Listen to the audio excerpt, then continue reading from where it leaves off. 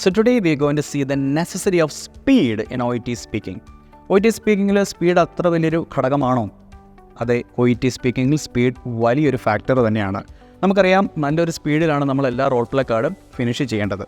ഈ നല്ല സ്പീഡ് എന്ന് പറഞ്ഞാൽ എത്രയും പെട്ടെന്ന് 5 മിനിറ്റിനുള്ളിൽ ഇത് പറഞ്ഞു തീർക്കുക എന്നുള്ളതല്ല, ആ 5 മിനിറ്റ് എന്ന സമയം എടുത്ത് അല്ലെങ്കിൽ ആ 5 മിനിറ്റ് മൊത്തം നമ്മളവിടെ ഇരുന്ന് സ്പീക്ക് ചെയ്യുക എന്നുള്ളതാണ്. ഇവിടെ പലർക്കും പറ്റുന്നൊരു പ്രശ്നം അല്ലെങ്കിൽ ഒരു മിസ്റ്റേക്ക് എന്താണെന്ന് വെച്ചാൽ കാർഡിനെ വ്യക്തമായിട്ട് മനസ്സിലാകുന്നില്ല. കാർഡിനെ വ്യക്തമായിട്ട് മനസ്സിലാകാണ്ട് ഇവർ ആ ഒരു സ്പീക്കിംഗ് സെഷൻ തുടങ്ങുകയും കുറച്ച് കഴിയുമ്പോഴത്തേനും ഭയങ്കരമായിട്ട് വെപ്രാളപ്പെടാനും തുടങ്ങും. ഇങ്ങനെ വെപ്രാളപ്പെട്ടാലുള്ള പ്രശ്നം എന്താണെന്ന് വെച്ചാൽ അൺകോൺഷ്യസ്ലി തന്നെ നമ്മുടെ സ്പീഡ് കൂടും.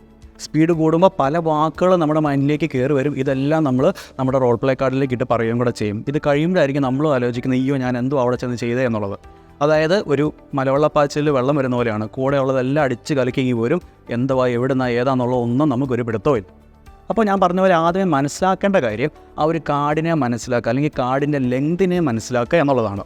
ഒരു കാർഡ് കാണുമ്പോൾ തന്നെ നമുക്കറിയാം ഇതിൻ്റെ അത് ഇത്ര പോയിൻ്റ് ഉണ്ട്. ഫോർ എക്സാമ്പിൾ ഒരു വലിയ കാർഡാണ് കിട്ടുന്നതെങ്കിൽ നമുക്കത് കാണുമ്പോൾ തന്നെ നമുക്ക് മനസ്സിലാകും, അല്ലെങ്കിൽ വായിച്ച് കഴിയുമ്പോൾ തന്നെ നമുക്ക് മനസ്സിലാകും ഇത് അത്യാവശ്യം വലിയൊരു കാർഡാണ്, ഇതിൻ്റെ അകത്തെ ടാസ്കുകൾക്ക് നല്ല വലിപ്പമുണ്ട് എന്നുള്ളത്. ഇനി അങ്ങനെ ഒരു കാർഡാണ് നമുക്ക് കിട്ടുന്നത് എങ്കിൽ ഒരു പൊടിക്ക് സ്പീഡ് കൂട്ടി തന്നെ നമുക്കതിനെ പ്രസൻറ്റ് ചെയ്യാം. ഇനി ഇൻ കേസ് അവസാനം എന്നിട്ട് സമയം വല്ലതും മിച്ചം വരുവാണ് എങ്കിൽ സമ്മറൈസ് ചെയ്യാനുള്ളൊരു ഓപ്ഷൻ അവിടെ ഉണ്ട്, അത് ചെയ്താൽ മതി, ഓക്കെ ആയിക്കോളും. ഇനി വളരെ ചെറിയൊരു കാർഡാണ് കിട്ടുന്നതെങ്കിലോ അവിടെ ഒട്ടും തന്നെ സ്പീഡ് എക്സ്ട്രാ ഇടേണ്ട ആവശ്യമില്ല. ആ കാർഡ് വായിച്ച് മനസ്സിലാക്കി അതിൻ്റെ അകത്തുള്ള പോയിൻറ്റ്സ് ഒക്കെ നല്ല രീതിയിൽ സെൻറ്റൻസ് ആക്കി നല്ല പ്രോപ്പറായിട്ടുള്ള ഇൻറ്റൊനേഷനും കാര്യങ്ങളും ഒക്കെ ഇട്ട് വളരെ സാവധാനം അതിനെ പ്രസൻറ്റ് ചെയ്തെടുത്താൽ മതി. ഇനി അവിടെയും ചിലപ്പോൾ അവസാനം കുറച്ച് സമയം വല്ലതും മിച്ചം വന്നേക്കാം, എന്ത് ചെയ്താൽ മതി, അവിടെയും നമുക്ക് സമ്മറൈസ് ചെയ്യാനുള്ള ഓപ്ഷൻ കിടക്കുകയാണ്. സോ അടുത്ത തവണ നിങ്ങൾ സ്പീക്കിങ്ങിന് ഇരിക്കുമ്പോൾ കാർഡിനെ മനസ്സിലാക്കി അതിനനുസരിച്ചുള്ള സ്പീഡ് ഇട്ട് അത് പറയൂ എന്ന് ഞാൻ വിശ്വസിക്കുന്നു. സോ ഫോളോ ടുജൂസ് academy on all the socials to get more OET related tips. ഉറപ്പാണ് വിജയം.